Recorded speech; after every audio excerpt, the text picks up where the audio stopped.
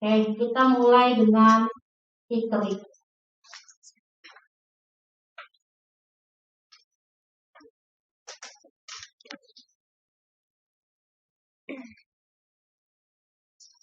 Iterik adalah suatu kondisi.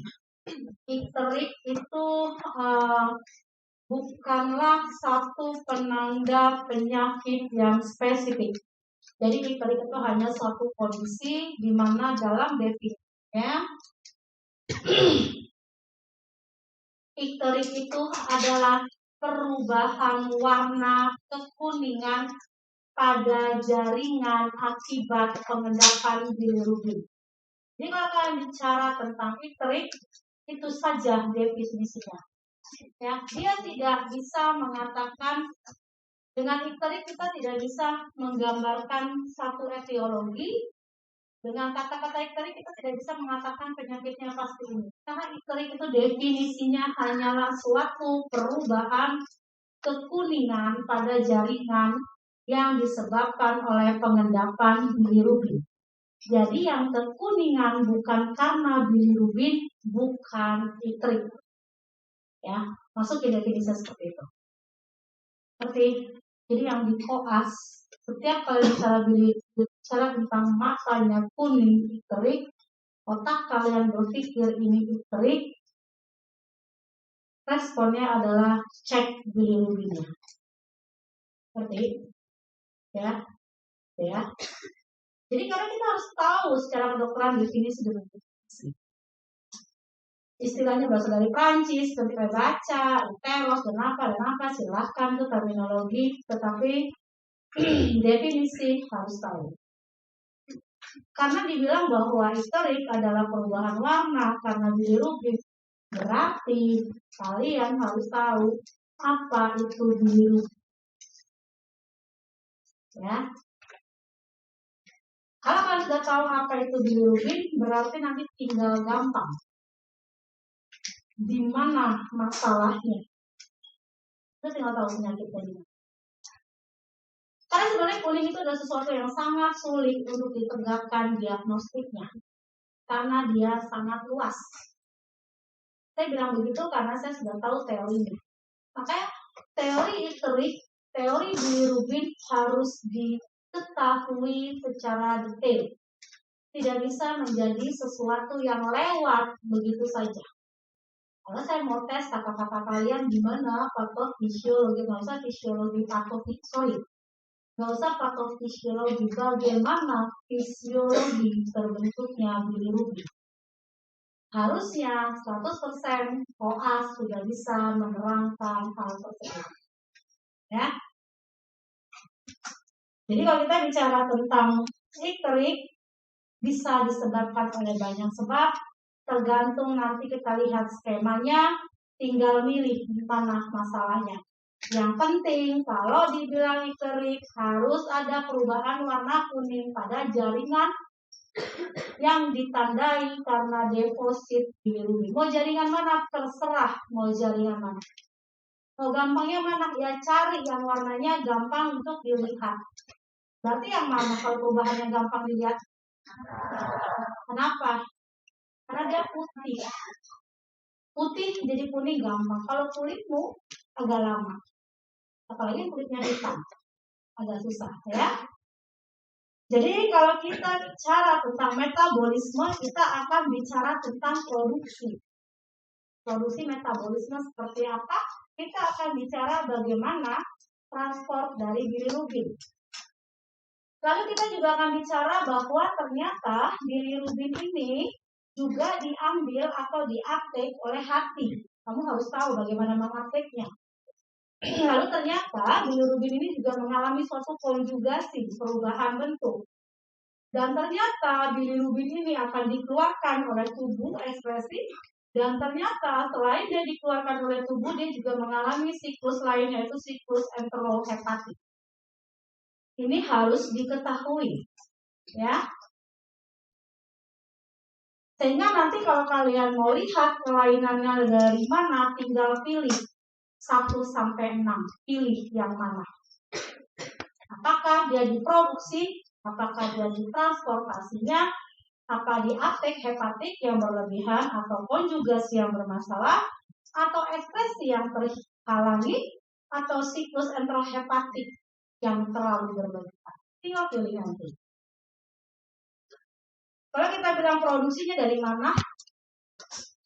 Bilirubin didapatkan dari pemecahan sel darah merah dari hemoglobin. Ada di mana? Di retikuloendotelial. Di mana retikuloendotelial? Ada yang tahu? Mana? Terus? Mana lagi? Mana lagi? Paling besar itu spleen. Ya. Tapi yang banyak ada beberapa yang dia sudah mengecil. Apa misalnya? Timus, tapi dia tidak berkembang. Ya, yang paling berkembang adalah limpa. Dan memang itu akhirnya nanti satu-satunya organ yang terbesar sistem RS yang ada di tubuh kita. Nah, artinya kalian harus tahu nanti kelainan-kelainan itu berhubungan dengan hal-hal tersebut. Ya. Terus hem awalnya teroksidasi menjadi biliverdin, dia pecah menjadi biliverdin, lalu menjadi bilirubin tak terkonjugasi. Itu di mana terjadinya? Di RES tadi, sistem retikuloendotelial system. Bila itu sudah terjadi, maka dia ditransport. Ya. Karena dia tidak larut plasma, dia akan berikatan dengan albumin, lalu dibawa ke hati. Itu ada transportnya. Akhirnya masuklah aptek ke hati. Di dalam hepatosit, di sel-sel hati, bilirubin yang tidak terkonjugasi itu akan dikonjugasi. Awalnya, bilirubin itu tidak larut terhadap air. Dia hanya terikat oleh albumin. Tidak larut plasma, itu dia juga tidak larut air artinya. Jadi dia tidak masuk dalam darah. Dia tidak bercampur di dalam darah. Lalu dengan dia masuk ke sel-sel hepatosit yang tidak terkonjugasi tersebut menjadi terkonjugasi oleh asam glukuronik sehingga dia larut dalam air. Kalau dia larut dalam air berarti dia bisa memberi warna. Segala sesuatu yang tidak bisa larut dalam air dia tidak akan bisa memberikan warna. Kalau bikin apa? Cat minyak yang tidak larut dalam air dia tidak bisa memberikan warna pada air tersebut. Tetapi segala sesuatu yang bisa larut dia akan memberikan warna. Hal tersebut akan berhubungan nantinya kalau kalian bicara ini nanti kalian akan bisa mendeteksi di mana kelainannya. Oke. Konjugasinya dikatalis oleh urin bisfosfoglucoronil transferase. Jadi proses ini kalian sudah mengerti bahwa bilirubin dipecahkan di sistem retikuloendotelial menjadi biliverdin, belum terkonjugasi, lalu diaptek ke hati, di hati terjadi konjugasi. Yang tadinya tidak larut dalam air menjadi larut dalam air di hati. Ya. Nah, nanti yang sudah terkonjugasi ini akan diekspresikan ke kanalikulinnya. Ya. Akhirnya ke kanalikulinnya, itu maksudnya kan dia diprosesnya tadi di hepatosit, di sel-sel hati. Kalau kalian tahu anatomi sel hati itu kan kotak tidak padat. Beda ya? Sudah belajar histologi? Makanya ilmu berkesinambungan. Kalau kau di semester 3 sudah melupakan histologimu, bagaimana nanti kau jadi koas? Hilang semua otakmu. Ngerti? Jadi kalau lupa, buka lagi. Dia kotak, dia jarang tidak padat. Di hepatosit dia produksi conjugated lalu dikeluarkan di kanalikulinnya. Jadi artinya antar sel-sel dia punya kanalikuli. Dikeluarkan di situ semua, nanti dia masuk ke saluran empedu intrahepatik. Saluran kecil terkumpul, nanti dia keluar dari saluran hepatik ductus yang kanan, saluran atau ductus yang kiri. Ngumpul lagi nanti dia bersatu ductus hepaticus communis, lalu dia masuk ke tempat simpanan. Ductus cysticus yang menuju kandung itu harus tahu. Jadi yang preklinik kalau nggak tahu, hafalkan untuk tahu. Karena nanti dipakai pas kalian udah pakai baju putih itu. Kalau otakmu nggak tahu apa-apa, nanti di baju putih kau nggak bisa ngapa-ngapain. Ngerti?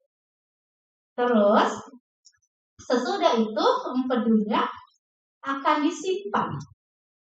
Ya. Lalu nanti kapan dipakai? Kapan dipakai empedu?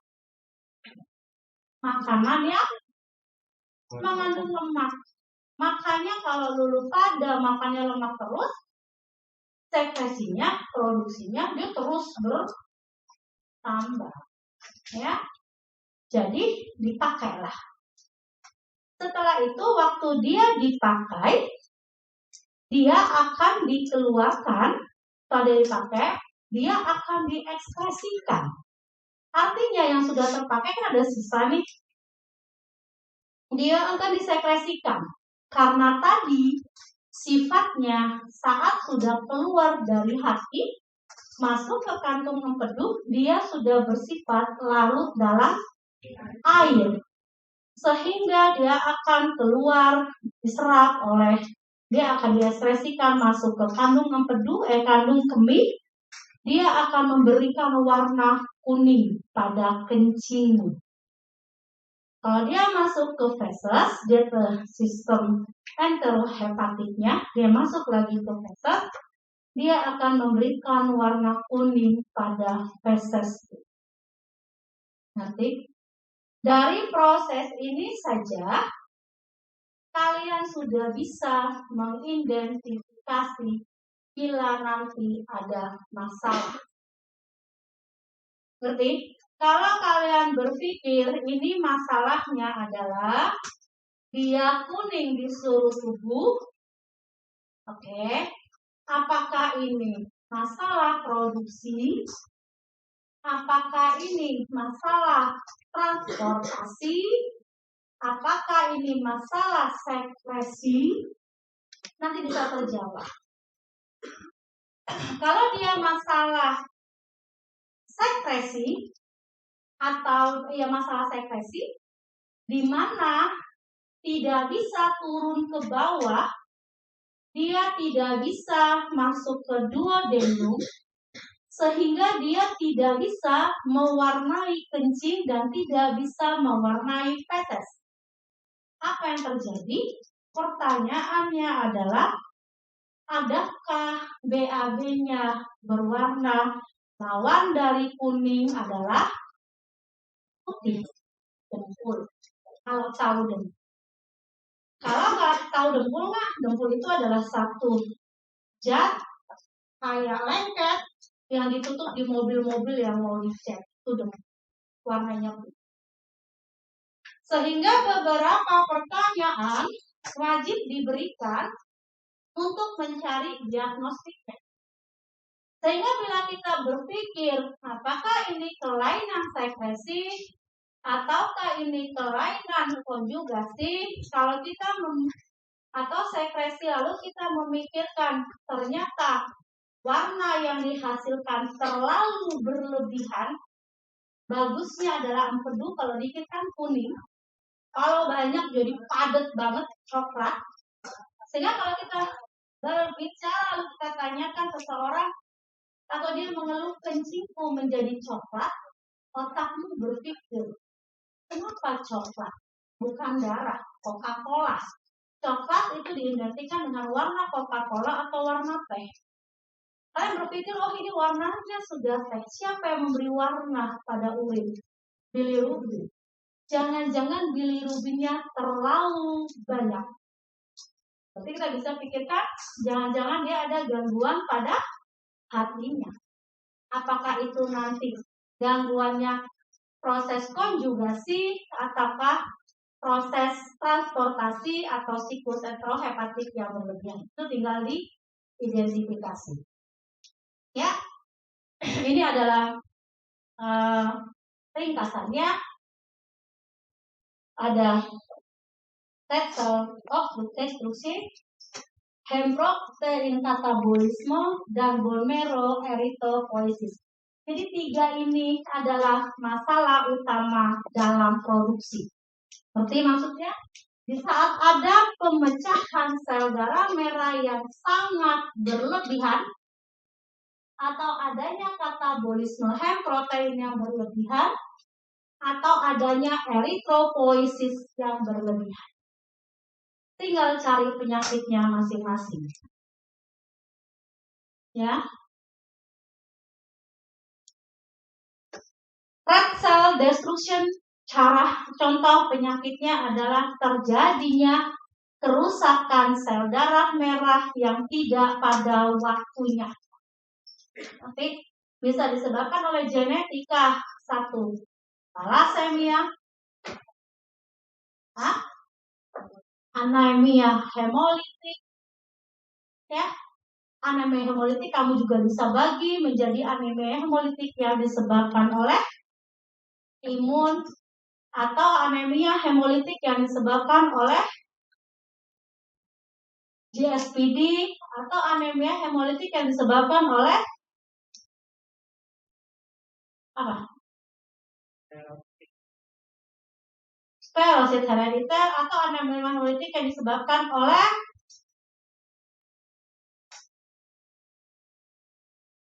itulah kalau membatasi diri untuk ilmu pengetahuan, jawabannya sangat sedikit. Kalian hanya bisa memikirkan satu penyakit, tetapi kalian tidak bisa memikirkan bahwa ada beberapa kondisi yang bisa menyebabkan suatu hemolitik. Apa?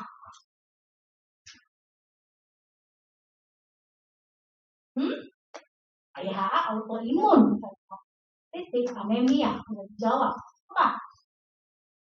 Pernahkah kalian bicara tentang bisa ular? Pernahkah kalian tahu oleh karena demam yang tinggi, sepsis, dia bisa menyebabkan hemolitik? Pernahkah kalian pernah berpikir bahwa ada beberapa zat kimia yang bisa berkontak dalam tubuh kita menyebabkan hemolitik? Banyak sebabnya. Sehingga semakin banyak pengetahuan akan semakin luas untuk berpikirnya. Ya, jadi kita pikirkan bahwa red cell destruction, cari sebabnya apapun itu, dia bisa menyumbang untuk terjadinya ikteri. Lalu ada bilirubin, sirkulatif yang saya terangkan tadi. Ya, di fekal namanya stercobilinogen, di urin namanya pulmobilinogen. Ini konjugasinya secara kimia, tinggal dibaca. Albumin berikatan dengan bilirubin, lalu bilirubinnya dilepas dengan gluconeotransferase, jadi bilirubin diklorinase, lalu itu menjadi konjugasi bilirubin. Nah, kalau dilakukan pemeriksaan, kalau kita sebut bilirubin yang masih belum dikonjugasi, itu kita sebut namanya bilirubin indirect. Ya, tapi kalau bilirubin yang sudah terkonjugasi itu kita sebut bilirubin direct. Sehingga total mereka itu kita sebut sebagai bilirubin total. Ini baca dan hafalkan. Yang penting adalah enzimnya ini, ya. Nilai rujukan. Jadi kita katakan tadi bahwa terjadi perubahan warna oleh karena adanya kadar bilirubin yang tinggi, berarti kita harus tahu normalnya berapa. Inilah normalnya. Kita normal harus paling maksimal 1,2. Di atas itu tidak normal, tetapi baru bisa kelihatan kuning kalau bilirubinnya harus lebih dari 2 atau 2,5. Ngerti? Ya. Jadi kalau bilirubinnya kuning, kamu lihat itu mungkin sudah sekitar 2 atau 2,5. Jadi tergantung matanya orang juga. Ya, kan tergantung juga dengan tingkat skleranya orang. Kan ada yang skleranya keruh. Ya, ternyata dia bukan kuning karena keruh aja. Jadi kita harus bedakan secara prehepatik, hepatik, dan posthepatik. Tadi ada saya katakan bahwa prehepatik adalah adanya hemolisis, boleh yang kalian sebutkan kelainan darah yang banyak tadi. Kenapa? Yang didapat autoimun, transfusi darah. Proses reaksi silang antara darah yang kita cocok dengan darah kita, dia hancurkan darah kita. Namanya anemia hemolitik atau trauma, ya.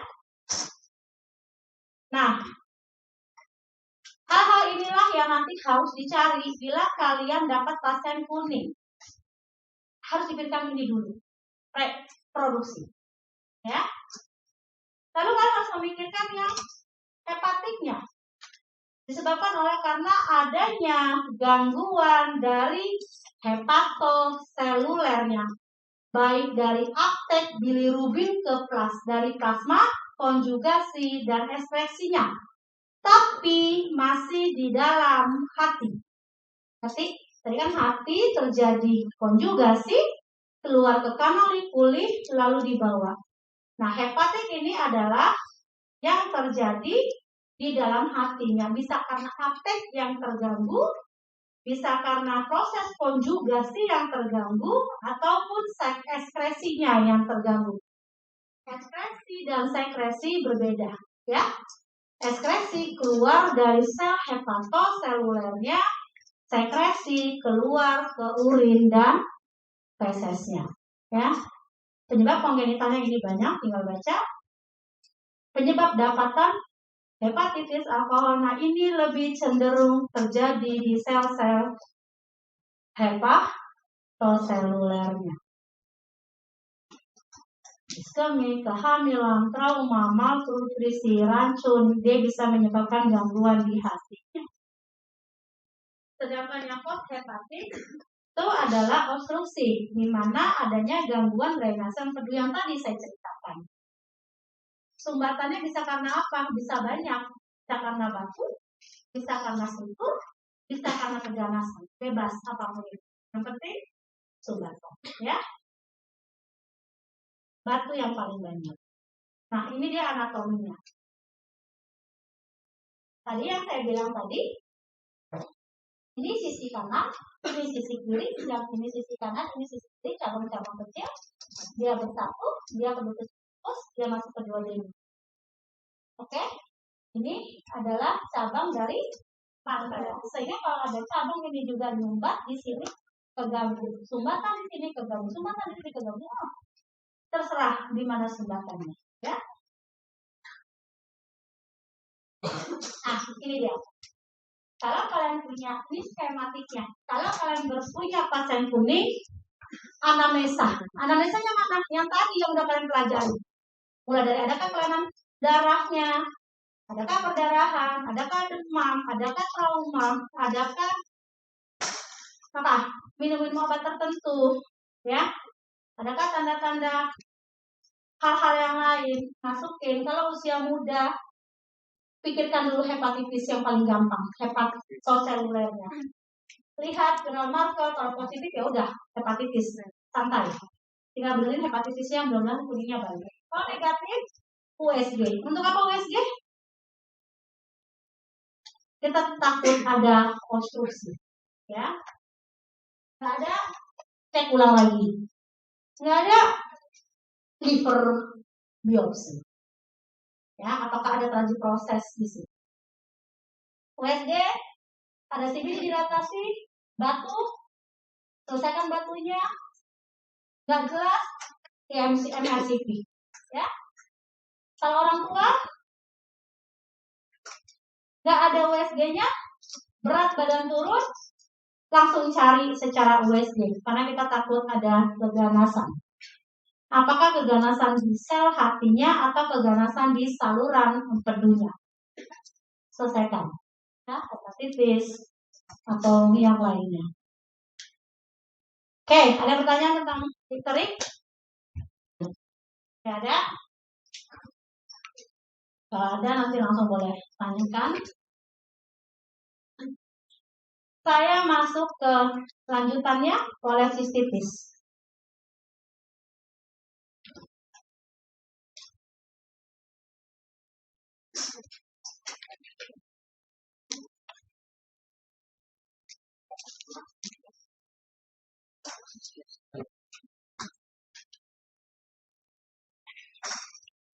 Ya, kita sekarang bicara tentang penyakitnya.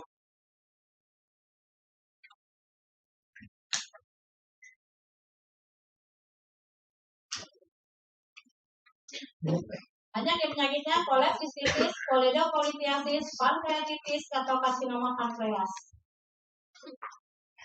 Kita bicara tentang sekarang adalah kolesistitis. Kole itu adalah kandung empedu, sistitis itis adalah peradangan.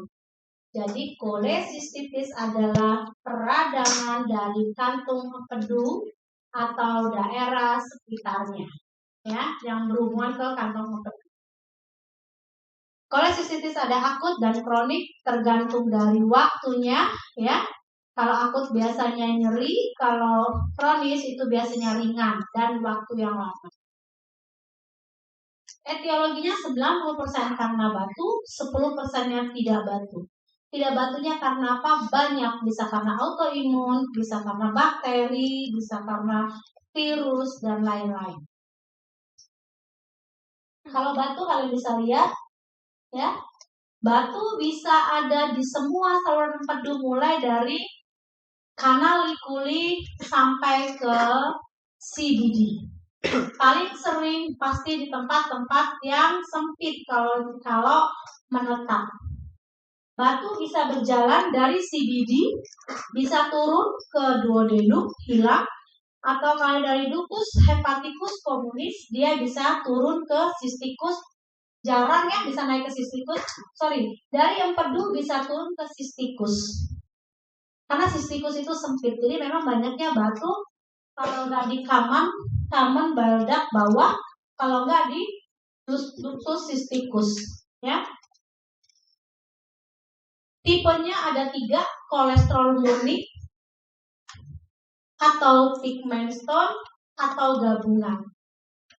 Epidemiologinya itu female, 40 inakurat, tapi di sini dikatakan bahwa perempuan itu lebih banyak dari laki-laki, ya, 40 female, apalagi dengan wanita-wanita dengan kontrasepsi, ya.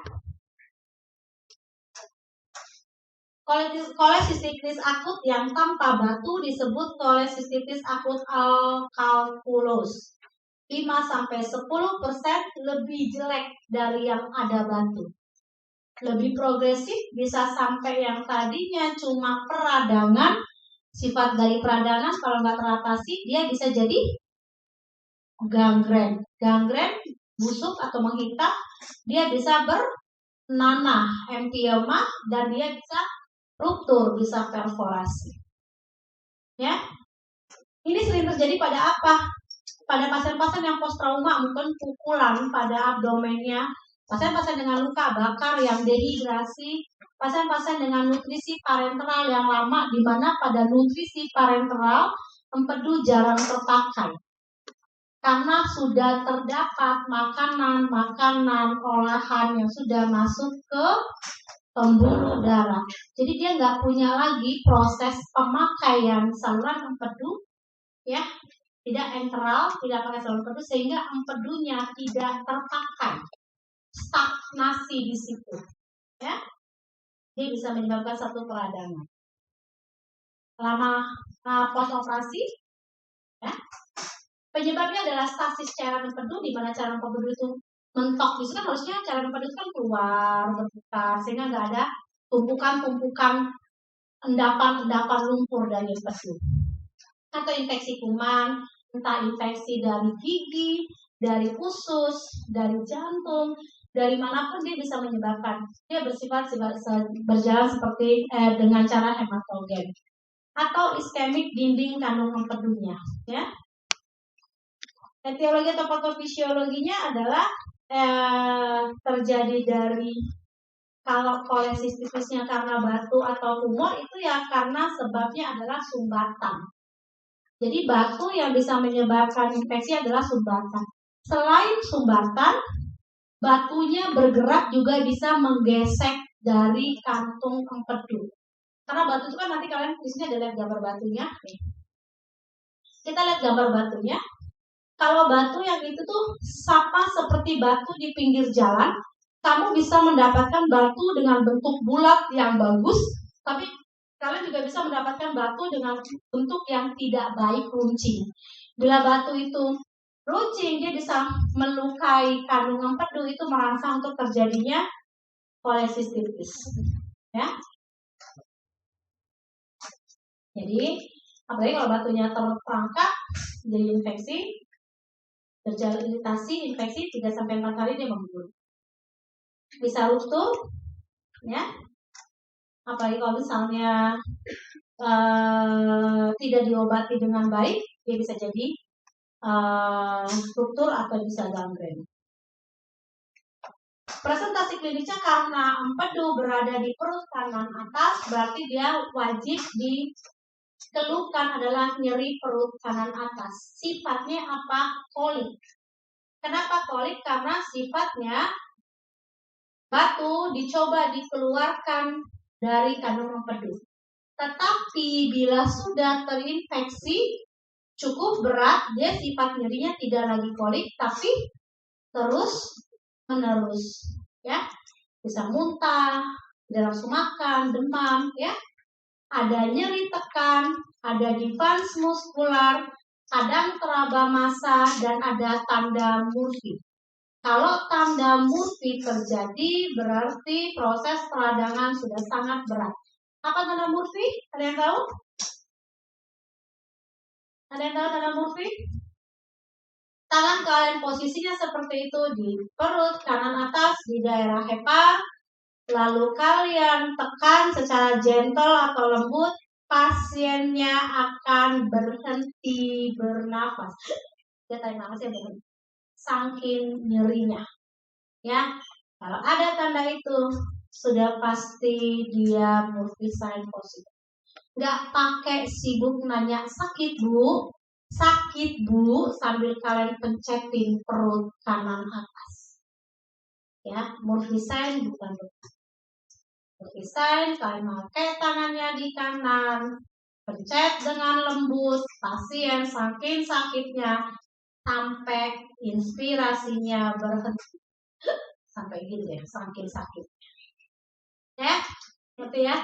Jadi kalau setiap pasien dan dengan mata yang kuning, wajib pada pemeriksaan fisik kasih tahu ada Murphy sign atau tidak.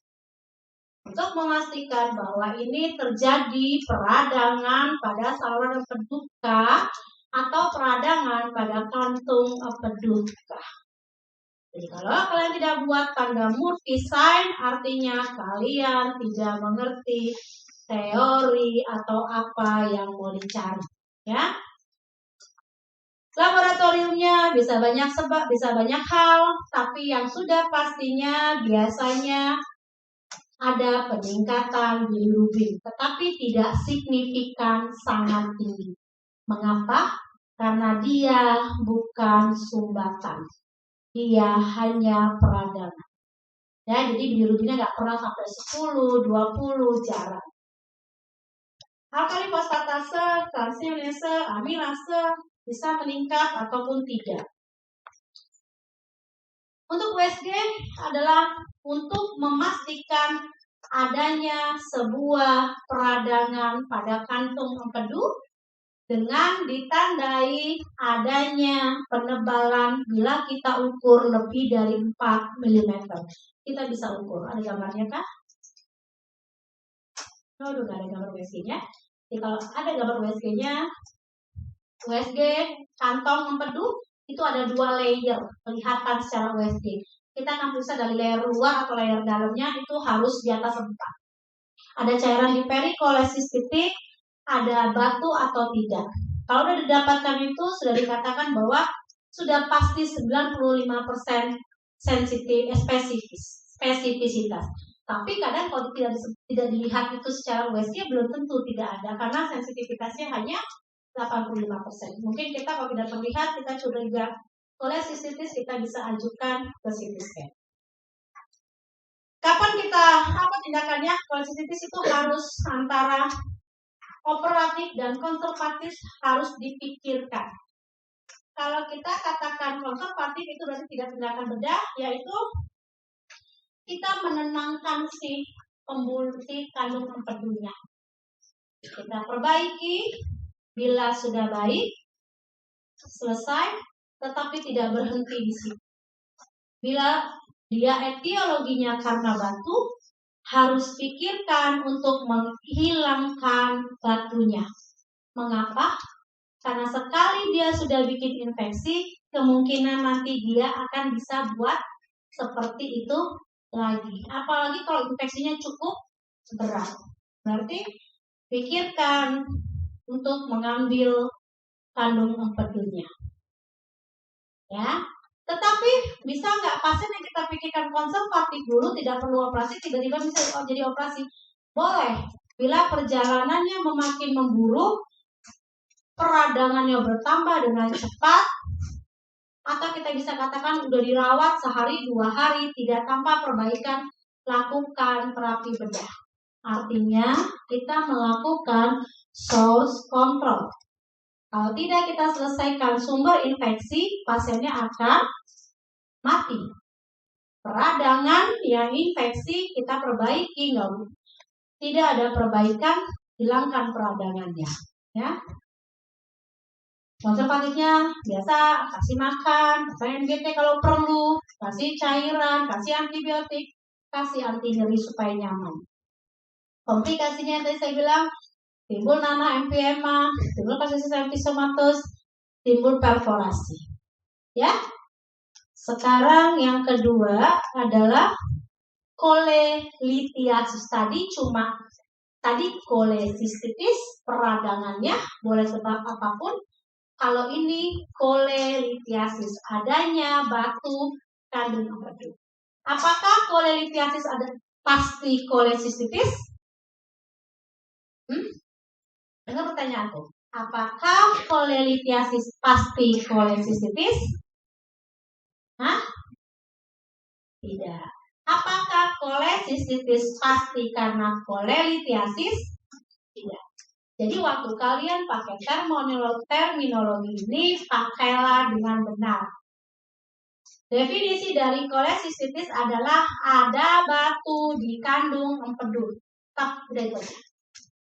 Ya, ada batu. Kalau batunya di Haman balga, namanya koledocholithiasis. Kalau di sistikus, nggak ada batu pada kolesistitis. Pada ductus cystis. Yang khusus itu batu pada kandung empedu dan batu pada CBD istilahnya. Sama hampir mirip seperti tadi. Jadi artinya bisa terbentuk batu itu karena hipersaturate. Ya, makanya kita ini sama kan batu ginjal juga begitu bukan? Batu ginjal tuh kalau kita dehidrasi, tidak minum air banyak, jadi toksinnya, kalsiumnya tidak terbuang dengan baik, jadi dia membentuk batu. Apalagi terutama pada orang-orang yang memiliki kecenderungan untuk membentuk inti batu, jadi dia gampang untuk bikin batu. Ya, ini faktor resikonya lemak, karena dia intinya lemak, ya. Ini efeknya. Bisa asimptomatik, bisa kolik nyeri periodik, akut kolesistitis, korolikolitis, bisa emphysema, ini bisa semua ya, kita baca. Nah, kalau di CBD itu tadi kalau obstruktif jaundice ini bisa disebabkan penyumbatannya, bisa disebabkan di CBD. Kalau CBD-nya terinfeksi,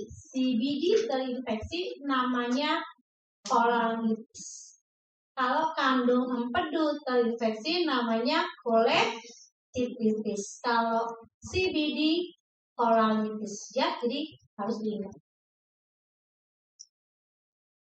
Sign simptomnya di jalur kulit kanan, ya, di batunya, mual, kembung, kayak tanda-tanda mah, ya. Bahkan sampai kadang-kadang orang berpikir dia itu kena serangan jantung. Ini ada namanya referred pain, bisa dari nyeri perut kanan tembus ke belakang atau di bahu kanannya. ya, baik depan atau belakang. Bisa demam, naik leukosit, demam bisa kuning, ya, bisa stator, terus kalau dia sumbatan yang saya tadi bilang, fesesnya bisa berbentuk clay. Clay itu kalau orang luar negeri dia nggak tahu dempul, dia taunya clay. Tahu clay nggak?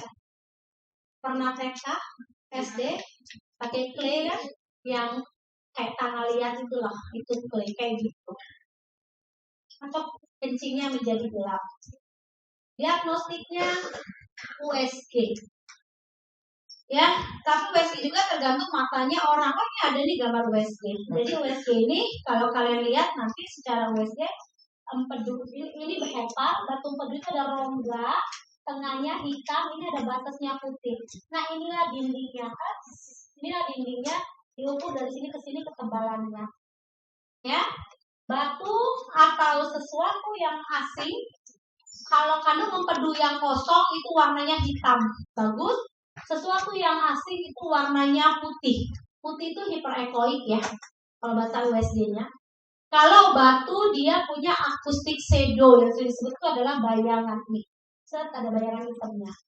Tapi kalau putih doang nggak punya bayangan hitam tanpa akustik shadow, pikirkan yang lain, bukan batu.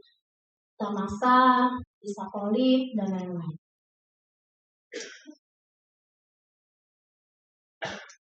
Jadi ini kita pakai untuk ada orang dengan jadi perut kanan atas, tembus ke belakang, terus adanya serangan pada saat makan, jadi kayak tanda-tanda mak. Di eksaminasi ada Murphy sign, bahkan mungkin ada sepsis, ada jaundice, dari labnya ada terlihat. Nanti kita USG lah pasiennya. Dari USG kita lihat kalau ada bukti batuk, asimptomatik, ya udah nggak usah diapa-apain. Kalau tidak ada tapi tetap nyeri, ini kita kasih obat-obatan antibiotik, lalu kita lihat kalau tidak baik juga kalian rujuk. Ya, ini kalau kalian di tempat yang tidak ada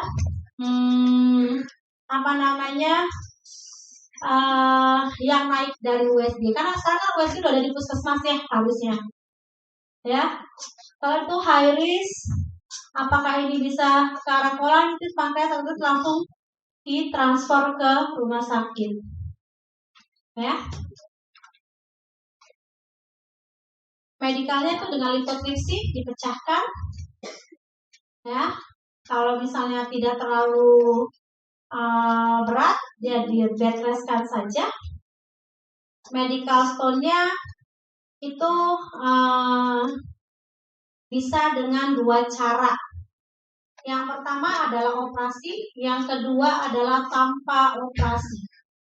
Dengan cara endoskopi. Namanya bukan endoskopi lagi, tapi ERCP, endoskopi retrograd cholangiopancreatografi.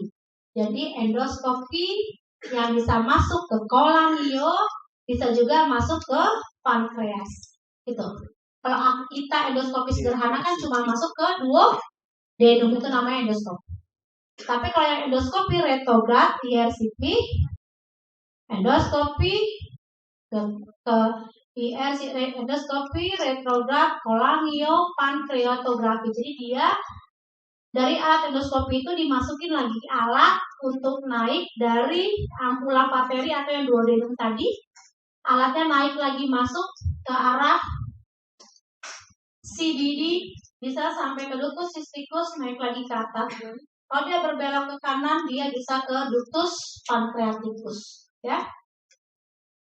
Artinya batu yang di CBD, batu yang di ductus cysticus bisa diambil dengan alat, namanya alat endoskopi.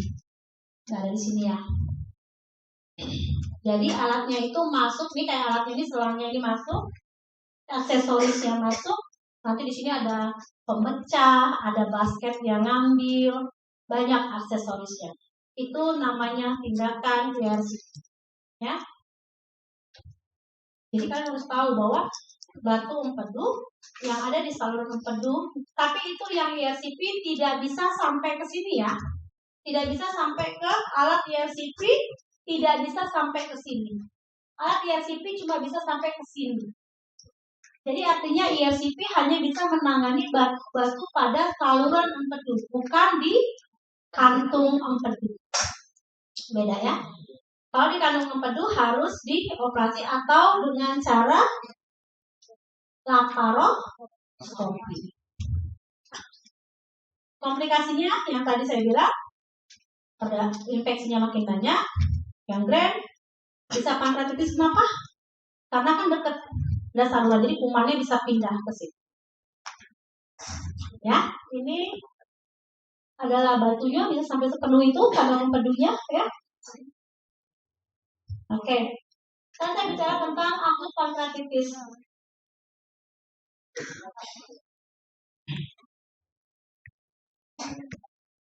Sama dengan kalau bicara tentang gastritis, pankreatitis itu kita juga bicara tentang pankreatitis adalah peradangan pada pankreas. Bisa akut, bisa kronis. Bisa ringan sampai berat. Beratnya bisa nekrosis, abses atau ada abses, atau bisa yang lainnya. Penyebab pankreatitis yang paling banyak adalah alkohol. Jadi pastikan kalau ada pankreatitis tanyakan riwayat minum alkoholnya, atau batu, baik batu di empedu maupun batu pada saluran pankreasnya. Ini ada beberapa obat-obatan dan yang bisa menyebabkan pankreatitis. Ini yang sering kita pakai azathioprine. Untuk apa? Azathioprine itu salah satu imunosupresan. Simetidin, estrogen, obat-obat KB, enalapril, obat hipertensi, erythromycin antibiotik, furosemid ya, walaupun memang jarang. Sampai scorpion bite juga bisa menyebabkan pankreatitis. Trauma, hati-hati, pukulan pada daerah epigastrium itu bisa. Biasanya apa coba? Pada anak-anak kecil ya, main pukul-pukulan, ya, perkelahian, atau iatrogenik. Iatrogenik itu adalah suatu tindakan medis yang akhirnya punya efek samping yang tidak diinginkan. Seperti ini misalnya IRCP, biasa sebenarnya dia maunya ke saluran empedu, tapi kita nggak tahu, kita blind, tapi ternyata alat kita masuk ke sebelah kanan, ke arah pankreas. Dia bisa menyebabkan pankreatitis. Etiologinya bisa banyak, hal-hal yang lain banyak, lihatlah, cacing dan lain-lain. Klinikal presentasinya sangat khas, yaitu nyeri perut yang radiasi ke belakang. Kalau tadi batu, kita lebih spesifik nyerinya adalah bersifat kolik.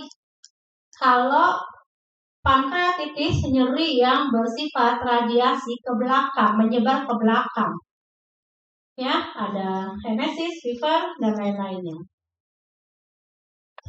Yang berat bisa jaundice, bisa asites, bisa infusi, semuanya ya. Khasnya pada pankreatitis adalah Cullen sign dan Gray Turner sign. Apa itu? Ada gambarnya kan? Oh, nggak ada gambarnya. Kalau yang Cullen sign itu kebiruan pada periumbilical. Kalau yang Gray sign itu bluish di flank. Ya, nanti cari gambarnya. Diagnosanya kita tanyakan, ada riwayat batu empedu kah? Ada riwayat pengobatan yang tadi? Ada riwayat keluarga kah? Ada alkohol kah? Ada expose terhadap virus? Ada peningkatan lipase, peningkatan dari liver transaminase, atau kita minta USG pada gallbladder-nya. Diagnosanya adalah meningkatnya amilase. Biasanya pada 45 hari, lebih tinggi 3 kali. Ya. Bisa disebabkan oleh banyak ya sebabnya. Atau lipase. Lipase naiknya 4-8 jam. Jadi lebih cepat dari amilase. Jadi sebenarnya lebih sensitif untuk diagnosa pankreatitis adalah lipase, ya. Puncaknya 24 jam. CT scan, kita lihat. CT scan ini penting. Kenapa? Karena dengan CT scan kita harus lihat apakah pankreatitis ini hanya selesai di itis saja, ataukah pankreatitis ini berkembang menjadi nekrosis. Itu bisa tahu hanya dari CT scan-nya. Ada kriteria atau prognosisnya. Kalau orang dengan kita curigai pankreatitis kronik, pankreatitis akut, hitung Ranson-nya. Kalau lebih dari 3, dia berarti berat. Ya, dari usia lebih dari 55, gula darahnya naik, leukositnya lebih dari 16.000, LDH-nya lebih dari 350, atau ALT-nya lebih dari 50. Jadi ini periksakan pada pasien-pasien yang pankreatitis lalu nilai. Kalau lebih dari 3 itu berat. 6, setelah itu follow up-nya lagi. Kalau masih awalnya baik, kalian follow up lagi 2 hari, ulang lagi. Kalau ada poinnya 6, berarti dia memburuk. Manajemennya adalah tidak ada pengobatan yang spesifik pada pankreatitis, rehidrasi yang baik, berikan antibiotik bila memang itu diperlukan. Tetapi bila tidak usah. Kalau pankreatitisnya karena viral nggak perlu. Kalau pankreatitisnya karena obat nggak usah. Kecuali karena iatrogenik kasih antibiotik. Tadi kan etiologinya banyak tuh. Tinggal lihat. Yang penting dia suportif. Mulai dari cairan, nutrisi, ya. Tidak ada ini kata-katanya no magic bullet, itu maksudnya tidak ada sesuatu yang bisa kalian berikan, senjata yang bisa kalian berikan, nggak ada. Maksudnya pankreatitis itu memang benar-benar hanyalah wait and see, lihat, perbaiki, cuma itu saja, ya. Antibiotik berikan pada yang memang menurut kalian antibiotik, dan tidak ada sih konsensus yang mengatakan perlu profilaksis antibiotik, tidak. Jadi feeling kalian aja. Menurut kalian dia mau etiologinya apa? Kasih silahkan, nggak kasih silahkan, ya. Kalau kamu kasihnya harus tidak perlu lama, hanya sekitar 7-14 hari. Gut decontaminasi is not recommended. Artinya tidak perlu diberikan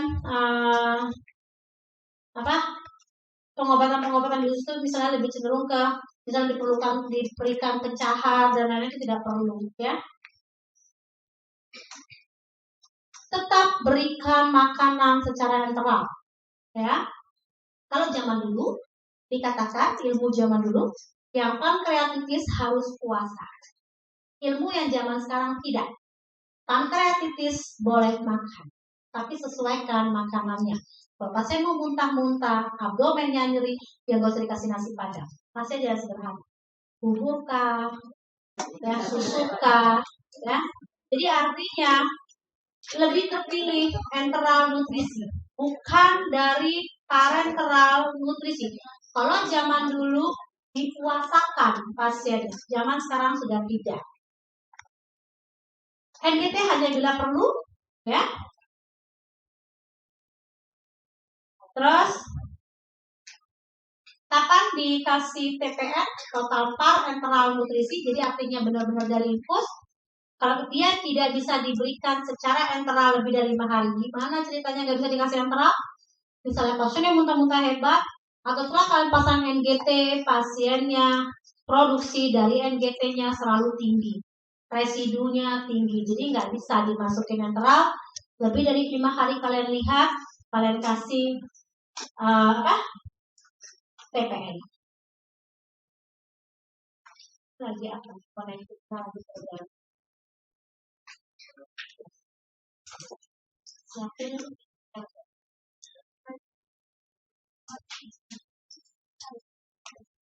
Sinyalnya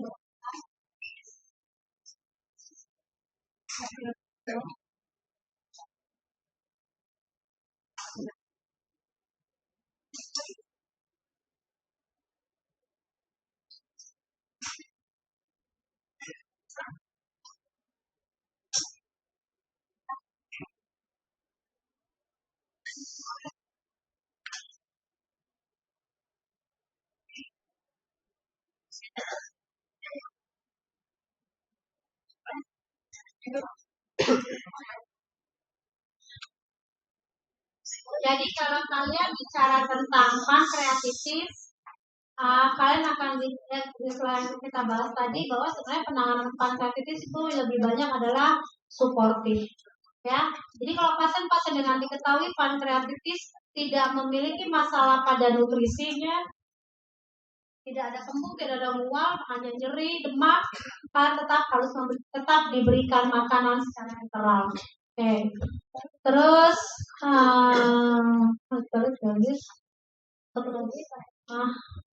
pankreasnya jam berapa sekarang? 16.34. Jadi kita mulai jam 15. 16. Cukup jam ya. Karsinoma pankreas itu sesuatu yang tidak terlalu perlu diterangkan, tinggal dibaca saja. Sepertinya perlemakan hati dan sirosis hati atau gagal hati nanti aja deh di session selanjutnya. Karena kita mau lihat session kasus pada pasien.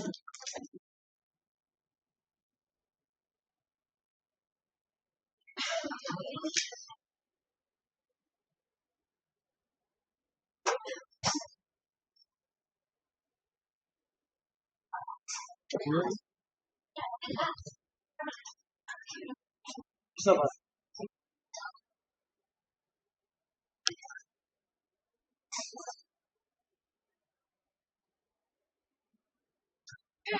Saya selesaikan dulu. Bentar. Jadi kalau pada pankreatitis akut, kalau tidak ada masalah, dia akan sembuh sempurna. Tapi ada beberapa pankreatitis akut yang masuk ke komplikasinya. Komplikasinya mulai dari yang paling sederhana, yaitu terbentuknya abses sampai gangren. Ya, kalau dia sudah terbentuk abses atau nanah, berarti kita harus mengeluarkan nanahnya. Bagaimana caranya? Bisa dengan cara pembedahan atau dengan cara endoskopi. Kalian tahu letaknya pankreas itu di samping dari gaster. Jadi kalau pankreasnya sudah terbentuk dari peradangan terbentuk suatu cairan, dia namanya pseudokista. Jadi bukan kista, tapi terbentuk seperti kista, tapi padahal isinya adalah cairan-cairan inflamasi. Misalnya kayak nanah, itu suatu saat bila dia besar dan tidak resolusi, dia harus didrainase. Artinya cairannya harus dikeluarkan. Bisa dengan dua cara. Yang pertama adalah dioperasi, dibuka lalu didrainase. Yang kedua adalah dari gaster ditembus alat, dibolongin sampai masuk ke pankreas sehingga cairan pankreas bisa masuk ke gaster. Itu untuk komplikasinya. Komplikasi yang lain pada pankreatitis bisa menyebabkan pada paru, pada jantung, pada hematologi, pada gastrointestinal, pada renal. Artinya pankreatitis ini bila infeksinya menyebar, dia bisa berjalan secara hematogen ke seluruh organ tubuh. Lain katanya, dia bisa menyebabkan sepsis dan multiple organ failure, baik dari paru, jantung, darah, gastrointestinal atau renal dalam banyak bentuk. Komplikasi yang lanjutnya adalah kronik hepatitis, ya, di mana di sini terjadi gangguan pada enzim-enzim dari pankreasnya. Oke, sebentar saya bikin ke kanker pankreas. Kanker pankreasnya itu nanti kalian harus pelajari itu tipe dari kanker pankreasnya, ya. Ada ductal adenokarsinoma, neuroendokrin tumor, dan cystic neoplasma. Ya, ada beberapa faktor resiko yaitu genetika, familial, merokok. Itu merupakan faktor resiko yang sudah established. Jadi ada 3 faktor yang udah established. Artinya apa established Indonesia-nya? Sudah ditetapkan, artinya sangat-sangat terbukti. Yaitu yang pertama adalah merokok, obesitas, dan kronik pankreatitis. Ya, Yang possible, artinya yang masih mungkin untuk pankreatitis adalah DM, diabetes mellitus, diet tinggi lemak dan daging, atau physical inactivity. Itu hubungan yang itu risk factor untuk kanker pankreas. Ada genetik dan ada familial history. Patologinya semua yang paling banyak itu dari eksokrin, ya. Sign and symptomnya hampir mirip, bisa kayak pankreatitis atau nyeri saja. Ini kalian tinggal baca. Physical manifestasinya juga nggak ada yang khas. Diferensial diagnosisnya pseudokis, ya. Pseudokis tadi yang saya bilang itu komplikasi dari suatu pankreatitis, jadi kayak kista tapi tidak, atau pankreatik endokrin tumor atau limfoma. Caranya adalah dengan USG, dengan CT scan atau MRI. Oke. Stagingnya sama TMM biasa, treatmentnya surgery dan adjuvan. Jadi kanker pankreas tidak terlalu respon terhadap kemoterapi. Dia responnya dari surgery, ya. Makanya diharapkan pankreas tumor harus ditemukan dalam stadium yang dini. Prosedurnya itu the Whipple prosedur, di mana pankreasnya diambil dan disambungkan langsung ke duodenum. Oke, itu. Nanti kalau ada pertanyaan silakan. Ini yang mau maju silakan di sini.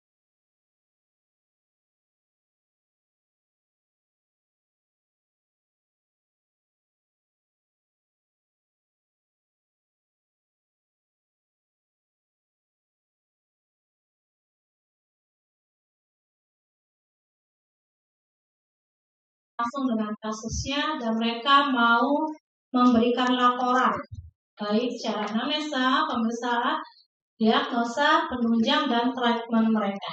Kita lihat ya. Baik, selamat sore dokter dan teman-teman semua. Hari ini perkenalkan nama saya Violeta, koas di stase PDL. Hari ini saya akan membawakan laporan jaga kami. Dengan identitas pasien atas nama Nyonya A, usianya 70 tahun, kelaminnya perempuan, pekerjaannya ibu rumah tangga, alamatnya di Bahar Muara Jambi, masuk ke IGD tanggal 26 bulan 8 2023, masuk ke bangsalnya tanggal 29 bulan 8 2023 jam 10.15. Untuk keluhan utamanya itu badan kuning sejak 1 minggu sebelum masuk rumah sakit. Jadi lebih kurang 1 minggu sebelum masuk rumah sakit, OS datang dengan keluhan badan kuning yang sudah dirasakan lebih kurang 1 minggu sebelum masuk rumah sakit. Kuning awalnya muncul pada mata sekitar 3 bulan yang lalu, kemudian berangsur-angsur menyebar ke seluruh tubuh. OS juga mengeluhkan bahwa badannya terasa lemas yang semakin memberat 1 minggu sebelum masuk rumah sakit. Lemas ini dirasakan karena OS tidak nafsu makan. Dalam sehari OS itu hanya makan 3 kali, yang mana setiap kali makan hanya paling banyak 2-3 sendok makan saja. Selain itu, OS juga mengeluhkan adanya mual muntah yang dirasakan biasanya setelah makan. Muntahnya itu berupa makanan sebanyak 2 kali sehari, muntah tidak disertai dengan muntah darah. Untuk keluhan lebih kurang 3 bulan sebelum masuk rumah sakit, OS mengeluhkan kuning pada mata yang dirasakan sejak 3 bulan sebelum masuk rumah sakit, kemudian menyebar ke seluruh anggota tubuhnya yang disadari lebih kurang 1 minggu sebelum masuk rumah sakit. Kemudian OS juga mengeluhkan adanya nyeri pada ulu hati yang dirasakan hilang timbul secara mendadak, tidak dipengaruhi oleh makanan. Jadi keluhan nyerinya ini tidak dirasakan pada daerah sebelah kanan perut kanan atas, juga tidak menyebar sampai ke punggung. Pas mengalami BAK yang berwarna seperti teh dengan frekuensinya itu lebih kurang 4 kali dalam sehari dengan jumlahnya setengah gelas lebih. Pas mengaku untuk minumnya sehari itu kurang lebih 700 cc. Untuk keluhan BAB warna putih atau dempul itu disangkal. Oleh karena keluhannya, Os datang berobat ke RS Mitra dan diinformasikan bahwa Os mengalami kelainan pada hati dan empedunya. Setelah itu Os dirujuk ke Rumah Sakit Raden Matahari. Lebih kurang 2 tahun sebelum masuk rumah sakit, Os ada mengeluhkan kepalanya mulai sering terasa sakit, terutama pada bagian atas kepala dan tengguknya. Lalu Os berobat dan didiagnosis hipertensi. Pada saat itu tensinya diingat Os itu adalah 200/120. Lalu Os diberikan obat amlodipin sebanyak 10 mg 1 kali sehari. Namun Os mengalami keluhan bengkak pada bibir dan kulit wajahnya melepuh, tangan dan kakinya tidak terkena dan tidak disertai sesak nafas. Jadi Os mendapat obat baru yaitu Pandesatan 1 kali 8 mg. Namun Os mengaku tidak mengonsumsinya lagi setelah tensinya itu membaik. Pada saat itu 110/80. Untuk riwayat penyakit dahulu, riwayat hipertensinya itu ada, riwayat diabetes mellitus tidak ada, riwayat penyakit jantungnya tidak ada, riwayat penyakit hati tidak ada, riwayat penyakit ginjal tidak ada Stephen Johnson syndrome, nggak usah amlodipin. Kemudian untuk riwayat penyakit keluarganya, riwayat hipertensinya ada, riwayat diabetesnya tidak ada. Untuk riwayat sosial ekonomi, Os merupakan seorang ibu rumah tangga. Os mengaku sering mengonsumsi makanan berlemak dan Os tidak rutin meminum obat darah tinggi. Untuk pemeriksaan fisiknya, keadaan umum Os tampak sakit sedang dengan GCS-nya 15, tekanan darahnya 140/70, suhunya 36 derajat, jadi 97 kali per menit kuat angkat, respiratory rate-nya 21 kali per menit reguler, dan SPO2-nya 97% free air. Untuk tinggi badannya 155 cm, beratnya 70 kg, IMT-nya 25 kg per meter kuadrat atau diklasifikasikan overweight. Untuk pemeriksaan fisiknya, pada daerah kepala itu normocepal, tensimetris, rambut tidak mudah dicabut. Pada daerah mata tidak ditemukan konjungtif anemis, tapi ditemukan sklera icteric, misalnya dalam batas normal. Hidung, telinga juga dalam batas normal. Pada daerah mulut terdapat bibir kering. Pada leher tidak ada pembesaran kelenjar KGB. Kemudian untuk pada kulit terdapat dipterik, kerubuannya kembali cepat, jaringan parut dan purpuranya tidak ada. Untuk pada paru dalam batas normal, kemudian jantung juga dalam batas normal. Untuk di abdomen, inspeksinya itu cembung, ada ikterik. Kalau terlalu tidak ada, sikatif tidak ada, splenomegaly dan bekas operasi tidak ada. Auskultasinya bisi positifnya normal. Palpasi nyeri tekan epigastriumnya ada. Eperlien, ginjal tidak teraba. Pervisanya positif, pervisanya negatif. Untuk perfusi, Tiffany positif, shifting dullness-nya tidak ada. Untuk ekstremitas superior, akral hangat, pucat, CRT-nya kurang dari 2 detik dan terdapat difteri. Pada ekstremitas inferior, akral hangat, pucat, CRT kurang dari 2 detik dan juga terdapat difteri. Untuk pemeriksaan lanjutannya akan dilanjutkan oleh kawan saya. Baik itu disampaikan untuk pemeriksaan laboratorium dapatkan anemia normosidik normokrom dengan penurunan hemoglobin. HGB-nya 10,2, LBC-nya 3,5. Lalu dari GDS-nya diperiksa didapatkan hasil 135 dengan kesan normal.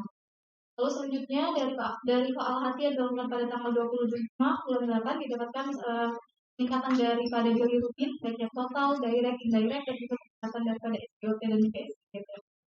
Lalu untuk faal ginjalnya sendiri mengalami penurunan pada kreatinin yaitu sebesar 0,5. Dan juga untuk pemeriksaan imunologi di sini dilakukan pada tanggal 15 dan pada tanggal 25 dengan hasil yang berbeda. Pada tanggal 15 didapatkan HBsAg-nya reaktif, sedangkan pada tanggal 25 didapatkan HBsAg-nya non-reaktif. Untuk CT scan abdomen dilakukan pada tanggal 18 bulan 8 dengan kesan adanya gambaran kolesistitis, juga infusi pleura kanan yang minimal.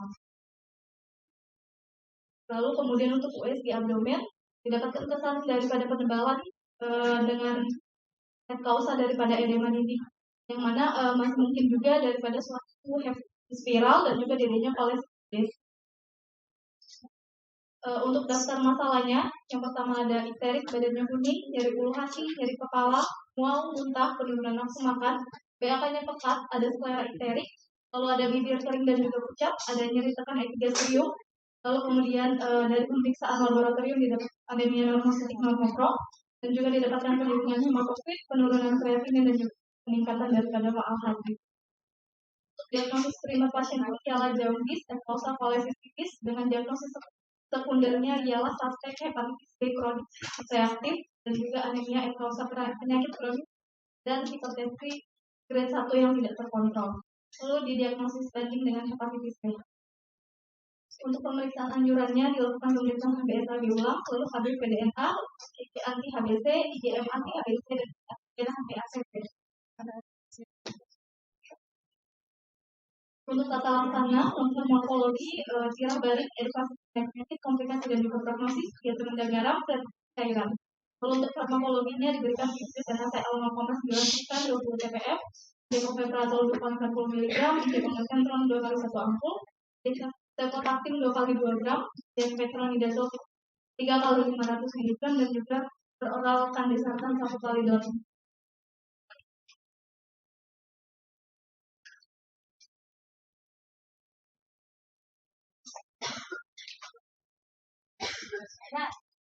Untuk prognosisnya BGS malam.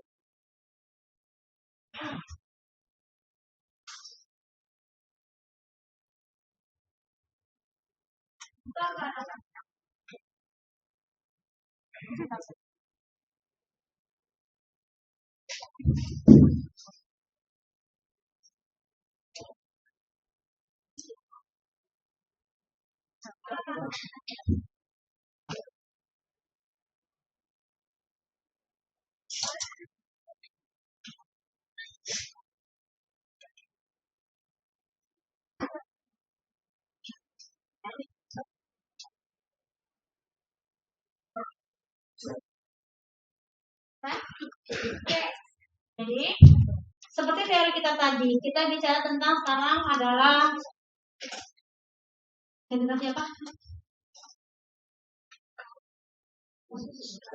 Wanita usia 70 tahun. Wanita usia 70 tahun dengan nyeri kuning sejak 1 minggu sebelum masuk rumah sakit. Tampilin. Dia, kalau saya membaca anamnesa ini apa ya? Dia maju mundur. Dia bilang kuning 1 minggu. Kalau dia maju lagi ke depan, sebenarnya coba maju lagi ke depan. Nggak, ke belakang berarti ke belakang. Dia bilang 3 bulan. Jadi sebenarnya yang mana? Kalau kita bicara tentang histerik, yang tadi saya sudah terangkan, berarti di otak kamu adalah prehepatik, hepatik, dan posthepatik. Ya, prehepatik banyak segala sesuatu yang berproses hemolisis. Kalian singkirkan lagi yang hemolisis, ada yang akut dan ada yang kronis. Ya, yang kronis yang mana, yang akut yang mana? Oke.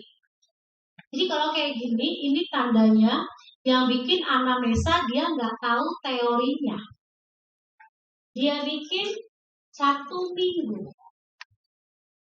Lalu 3 bulan. Coba maju ke depan. Tadi sejak 1 minggu.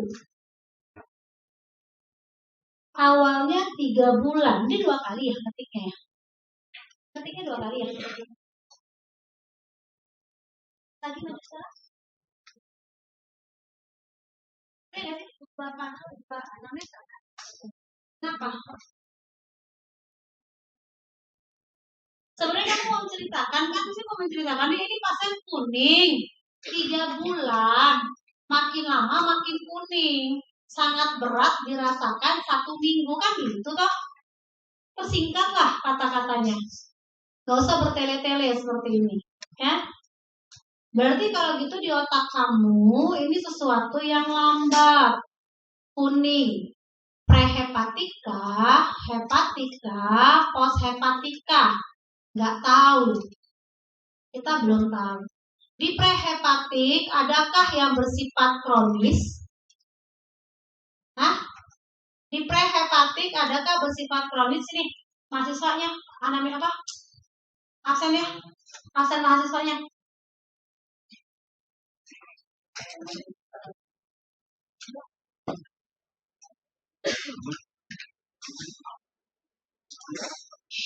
Yang koasnya, adakah yang prehepatik yang bersifat kronik? Apa?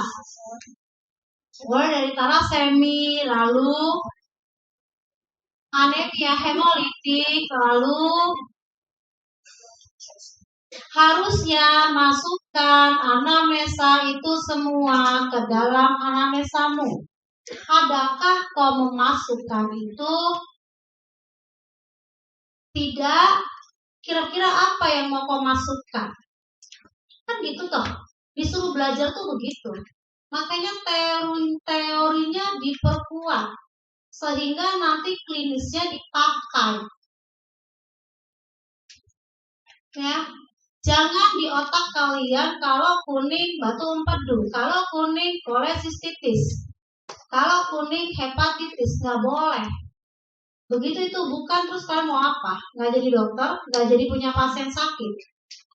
Ya, jadi kalau kalian pada orang yang kuning 3 bulan memberat dalam 1 minggu, tetap buat alur prehepatik, hepatik, dan poshepatik.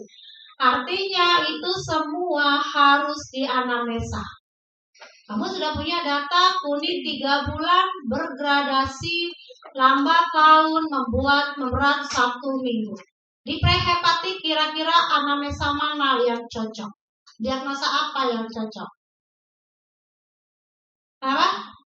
Ya, oke. Berarti kamu mau masuk yang mana? Penyakit apa? Thalassemia. Berarti tanyakan, adakah riwayat transfusi? Cara menulisnya tidak ada riwayat tambah darah. Itu wajib. Tidak ditanya, tidak masuk ke pikiran. Ya, di kedokteran seperti itu. Makanya dia punya DD tuh cuma begitu aja. Ya. Oke, setelah itu apa lagi yang kronik? Apa lagi yang kronik? Kelainan darah yang hemolitik seperti anemia, bla bla bla bla bla, paling adalah yang bisa kita dapat adalah apakah ada riwayat transfusi. Oke, usia sudah tua, kayak nggak mungkin. Terserah. Mau salah, mau benar, urusan belakang. Yang penting saya punya diagnosa tadi. Selain kelainan tersebut, apa lagi? Adakah riwayat apa? Minum obat-obatan tertentu? Apakah ada pasien yang infeksi sepsis? Ditanya nggak pada pasien ini? Walaupun sepsis tidak, hampir merasa tidak mungkin, mengapa 3 bulan kok nggak mati-mati kalau sepsis? 7. Boleh tidak dimasuk. Apakah ada pasien ini autoimun, hemolitik, anemia? Ditanyakan apa? Adakah spesifik untuk anamnesanya? Ada? Mungkin tidak ada pertanyaan yang lebih spesifik untuk itu. Berarti kita bisa skip untuk anemia hemolitik. Ya, artinya anemia hemolitik bisa kita tegakkan nanti dari pemeriksaan laboratoriumnya. Sudah, di prehepatik. Apalagi yang mau ditambahkan di prehepatik? Cukupkah? Cukup? Masuk lagi otaknya ke hepatik. Hepatik tadi apa? Di hepatoselulernya. Mulai dari hepatitis, karsinoma, ya, atau penyakit-penyakit yang lainnya. Harusnya ada pertanyaan, apakah ada riwayat sakit kuning sebelumnya dari 3 bulan yang lalu, mungkin ada 20 tahun yang lalu. Dia mungkin sudah hepatitis 20 tahun yang lalu, usia 70 loh. Kita tidak tahu apakah ini hepatitis saja yang memburuk. Tapi ada nggak pertanyaannya? Harus tanyakan. Adakah, apa lagi? Adakah, apa lagi untuk hepatitnya? Apa? Benjolan di tempat lain untuk KGB untuk melihat takutnya nanti dia suatu metastase keganasan, silahkan. Adakah benjolan di tempat lain? Lalu untuk hepatitnya, penurunan berat badan untuk melihat keganasannya, lalu riwayat alkohol, lalu kan banyak. Sudah kau tanyakan belum? Ada nggak di anamnesamu? Ada nggak di anamnesamu jawab mengapa tak ada? Sudahkah kau menjadi dokter yang super pinter? Seperti kalau kau tak punya teori, kau tak bisa buat apa yang baik. Ya, kali aja nenek-nenek ini dulu alkoholik, kita nggak tahu. Segala sesuatu buat seperti itu di semua keluhan utama udah saya ajarin berkali-kali. Seperti, oke. Ada lagi ditambahkan di hepatitnya. Ingat ya, yang preklinik ketemu lagi nanti kalau umurku panjang ketemu lagi kalian di klinik dan bodohnya tidak tahu apa-apa tentang ini, habislah kalian. Tak kembalikan lagi ke ujian. Seperti kayak gitu cara belajar. Sudah di hepatit ada lagi mau ditambah? Harusnya bisa ditambah dengan riwayat narkoba suntik, ya, riwayat seks bebas. Itu menandakan kalian bisa mengantisipasi semua penyakit yang mungkin. Ya, secara hepatit mau ditambah. Kalau tidak ada, masuk ke pos hepatit. Di pos hepatit itu apa? Obstruksi. Adakah nyeri perut? Ditanya nggak? Ditanya nggak di analisa ini? Ada. Penanyanya analisa jadi perut yang seperti apa? Ulu hati atau nyeri perut kanan atas? Nyeri ulu hati, harusnya spesifiknya lagi nyeri perut kanan atas. Artinya kalian berpikir apakah ini suatu obstruksi? Nanti, oke. Ada lagi nggak di pos hepatik yang perlu kalian tanyakan? Tadi sudah ya, BAB putih. Kencingnya seperti teh ditanya? Hah? Ada. Oke. Ini semua susun dengan baik. Jadikan satu paragraf. Cukup singkat, tidak bertele-tele, tapi yang baca tahu mau ke arah mana si dokternya. Gunanya anamnesa hanya satu. Bagaimana kamu menceritakan pasienmu pada orang lain yang di dunia kedokteran dan mereka mengerti apa maksudmu. Cuma itu. Cara bahasa yang ringkas, sederhana, bertautan, tidak berulang-ulang. Anamnesa tidak boleh menambahkan yang tidak ada dan tidak boleh mengurangi yang ada. Berarti bila ada keluhan tidak dimasukkan, nggak apa-apa. Kalau menurut kamu itu tidak penting. Misalnya dia bilang, aku tumbuh jerawat di pipiku. Menurut kamu itu tidak masuk dalam kuning, nggak usah dimasukin. Tapi kalau itu sesuatu yang berhubungan, masukin. Ya, ngerti nggak? Nah itu nanti tingkat kemampuan. Kalau itu kata yang penting menurut kalian nggak penting, itulah kemampuan kalian kurang. Tapi tidak bertele-tele cara analisa. Setuju? Ada lagi nggak yang mau ditambahkan?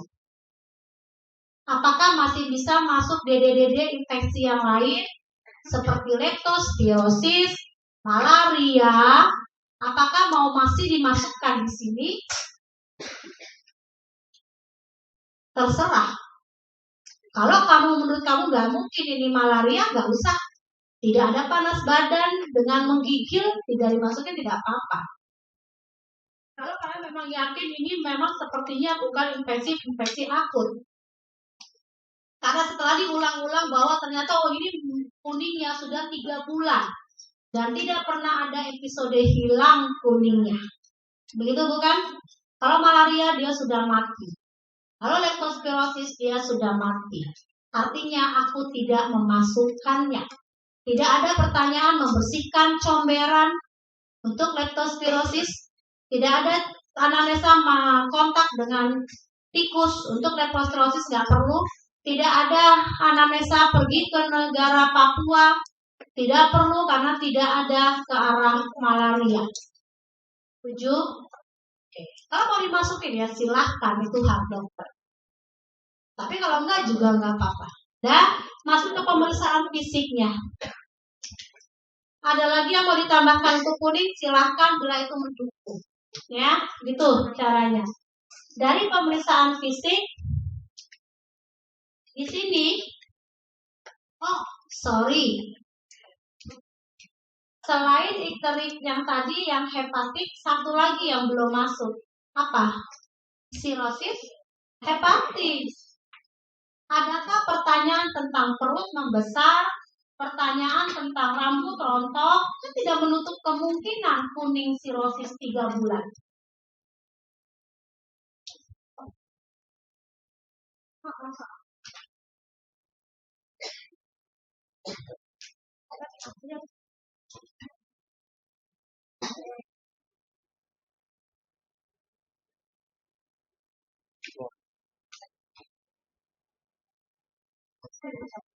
Ya, pemeriksaan udah, tadi nanti sirosis dimasukin anamnesa sirosisnya. Itu kekurangan, sorry. Jadi ada bengkak pada perut dan lain-lain itu dimasukin. Berarti pada pemeriksaan fisik dicari semua tanda-tanda dari ini apa namanya sirosis hepatis, mulai dari rambut tidak mudah dicabut, lehernya ada spider navy, leher dan dada ada spider navy dimasukkan, ya. Ada apa lagi? Ada apa? Kaput meduse, ada atrofi testis, ada ginekomastia, ada rotosnya rambut ketiak. Kita belum masuk ke sirosis ya, itu dimasukin. Terus di pemeriksaan anatominya, di pemeriksaan apanya di sini apa? Lanjut, penunjang. Oh ini labnya. Tiba-tiba misalnya udah dapat laboratoriumnya yang kita dapatin HB-nya 10,2.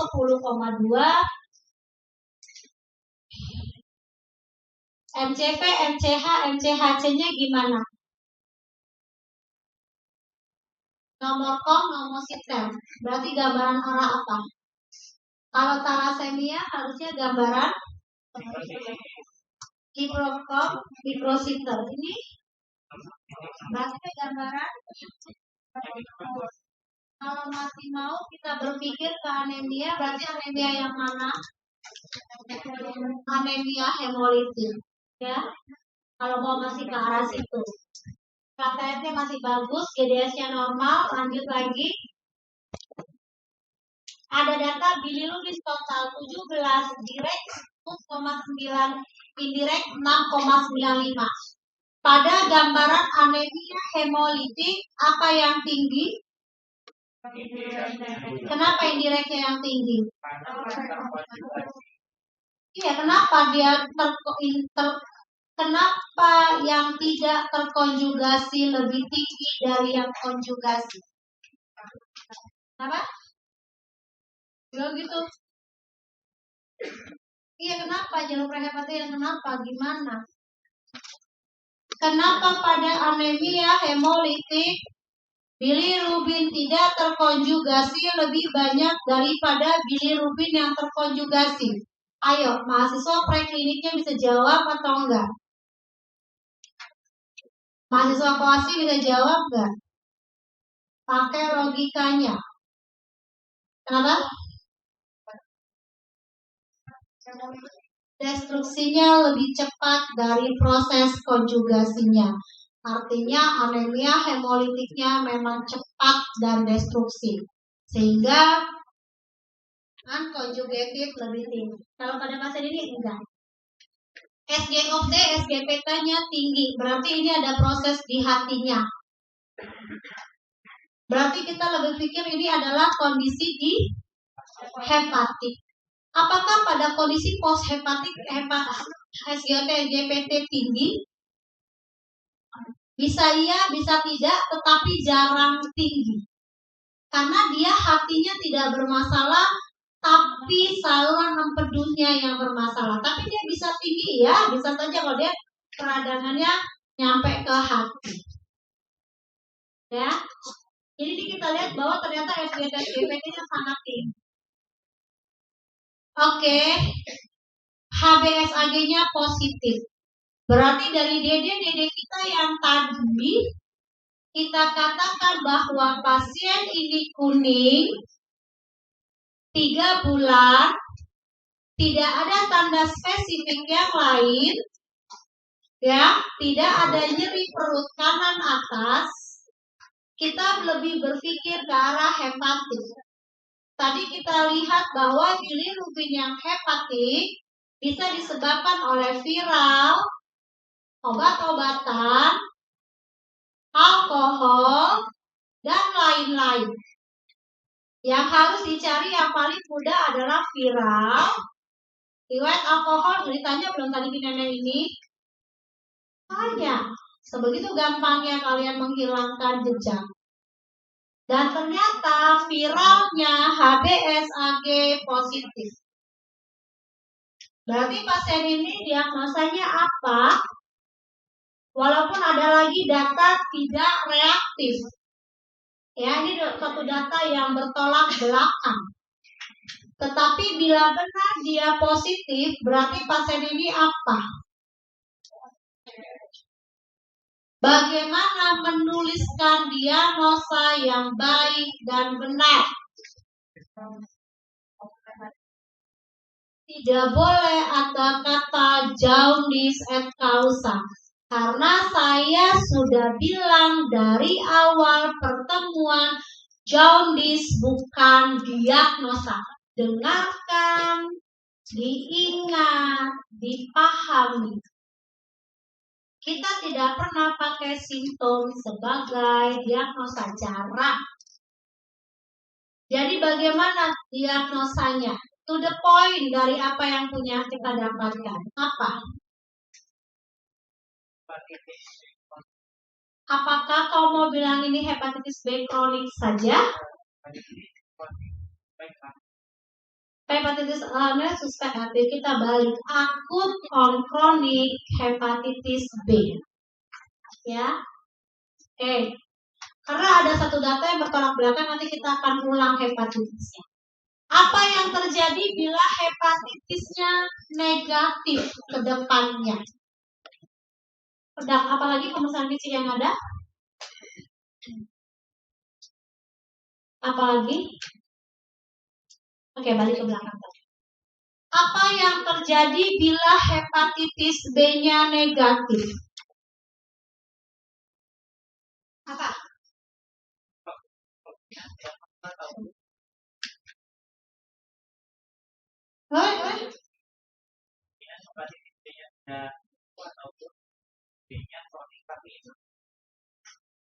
Kalau hepatitis B udah sembuh, masa sih pasiennya kuning?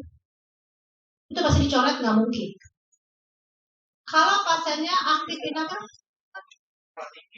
Kronik inaktif. Akut hepatitis B. Akut hepatitis B, OB, akut B hepatitis. Ada kasus-kasus tertentu. Hepatitisnya tidak terdeteksi, tetapi kegangguan fungsi hati. Ya, itu mungkin saja, tetapi itu sangat-sangat jarang. Namanya akut hepatitis B. Jadi akut hepatitis B yang tersembunyi. Selain itu apa lagi? Kalau kita mau keluar dari hepatitis B-nya, Apa? Akut kronik hepatitis C. Kalau kita mau keluar dari itu lagi, viral udah kita singkirkan negatif, B, C negatif, apa yang kau pikirkan? Akses hepa, terus apa lagi? Non alkoholik, apa? Hepatitis non alkoholik, hepatitis autoimun, apa lagi?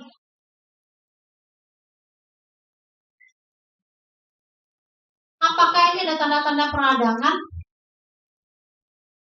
Ayo berani bicara icteric, obstruktif, enkausa, batu CBD, kolangiosea, boleh toh. Tapi karena dia tidak ada nyeri, mungkin batu diturunin ke bawah, kolangio dinaikkan. Bila kita tidak punya data, bila kita tidak punya data hepatitis atau viral, masukin semua. Kan ini pasien yang kita dapatkan nenek-nenek, kuning 3 bulan, tidak ada lagi gejala yang spesifik, bukan? Itu saja, bukan? Setuju nggak? Kalau saya tidak punya nilai USG, kalau saya tidak punya gambaran USG, saya boleh berpikir itu hepatitis autoimun, hepatitis akut kronik hepatitis serkosa viral, atau itu suatu icteric obstruksi. 3 itu bisa terjadi. Ngerti nggak? Tapi karena kamu sudah punya USG-nya, kolesistitis, dan kamu sudah punya data hepatitis B, jadi kamu buat diagnosanya apa? Terserah kamu. Kalau kamu masih tetap ini mengatakan ini hepatitis B, ya tadi akut kronik hepatitis B. Tapi karena ada data dengan kolesistitis, apakah kau mau masukkan ini sebagai kolesistitis? Syarat kolesistitis tadi apa? Yang ada penebalan pada dinding empedu. Apakah dia bisa akut atau kronis? Ini kronis, berarti kita bikin di kolesistitis kronis kalau ada USG-nya. Terus karena udah ada USG, tidak ada, coba USG-nya keluarin. Karena di USG-nya dibilang ductus biliaris intra maupun ekstra hepatal tak melebar, artinya apa? Tidak ada obstruksi, icteric obstruksi. Berarti icteric obstruksi sudah tersingkirkan. Kecuali kamu nggak percaya sama yang USG-nya. Terserah. Naik ke CT scan. Itu ceritanya. Oke. Bila pada pasien ini hepatitis B-nya negatif, sudah pasti. Lalu USG-nya hanya seperti itu, aku akan naik ke CT scan untuk memastikan bahwa memang ductus intra maupun ekstra hepatalnya tidak melebar. Bila ternyata CT scan pun normal, tidak ada nodul, tidak ada massa pada hepat, tetap tidak ada pelebaran, hanya ada suatu peradangan, pikiran saya adalah saya naikkan hepatitis autoimun. Apa yang harus saya lakukan? Biopsi. Pilihan terakhir. Itu ceritanya untuk pasien ini. Kalau saya lagi berdoa hepatitis B-nya positif, biar pikiran saya beres. Tinggal atasi hepatitis B-nya, kasih antiviralnya, ulang SGT, SGPT-nya, mudah-mudahan respon terhadap obat antivirus selesai pasien. Kalau nggak selesai, ya itu tadi pusingnya. Cari lagi penyebabnya sampai ketemu. Atau mungkin dia, apalagi yang kalian pikirkan? Kalau nggak ada apa-apa, apalagi yang dipikirkan?